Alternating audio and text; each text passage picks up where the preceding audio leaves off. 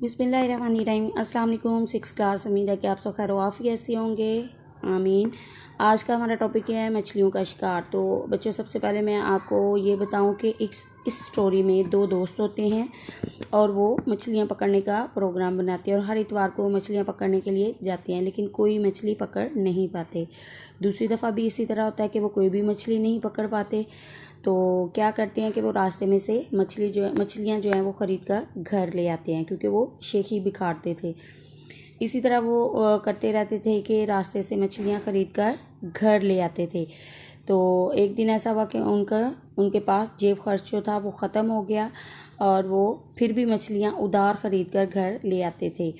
और एक दिन मछलियाँ जो देने वाला था, उधार देने वाला, वो खुद घर आ जाता है उनसे पैसे लेने के लिए, और उनका राज जो है वो सबके सामने खुल जाता है और सब लोग उनका मजाक उड़ाते हैं। तो प्यारे बच्चों, हमें ज़िंदगी में कभी भी कोई ऐसा काम नहीं करना चाहिए जिसकी वजह से शर्मिंदगी का इनके सामना करना पड़े या शर्मिंदगी उठानी पड़े। तो आज हम इसकी रीडिंग करेंगे, इसके साथ अल्फाज मायने करेंगे। हम हर इतवार झील के किनारे गुजरते, बड़े एहतमाम से, एहतमाम यानी कि इन बंदोबस्त करके मछलियाँ पकड़ने का प्रोग्राम बनता। मछलियाँ पकड़ने का सामान भी साथ होता। हमारे मछलियाँ पकड़ने के तरीके भी सही थे, लेकिन हमने कभी वहाँ एक मछली नहीं पकड़ी। इंजीनियर साहब और डॉक्टर साहब का ख्याल था कि झील में मछलियाँ बिल्कुल नहीं है, झील के पानी में कोई ख़राबी है। इसमें मादनियात के कुछ ऐसे अज्जा शामिल हैं, अज्जा यानी अज्जा जुज़ की जमा है, जिसकी वजह से मछलियाँ ज़िंदा नहीं रह सकती। हम उदास होते या हमें धमकाया जाता तो हम सीधे झील का रुख करते, घास पर बैठ जाते, बादशाहों, परियों और बहरी डाकुओं की कहानियाँ पढ़ते। हम दूसरे किनारे की बातें करते, जिसे देखने का हमें बेहद शौक़ था।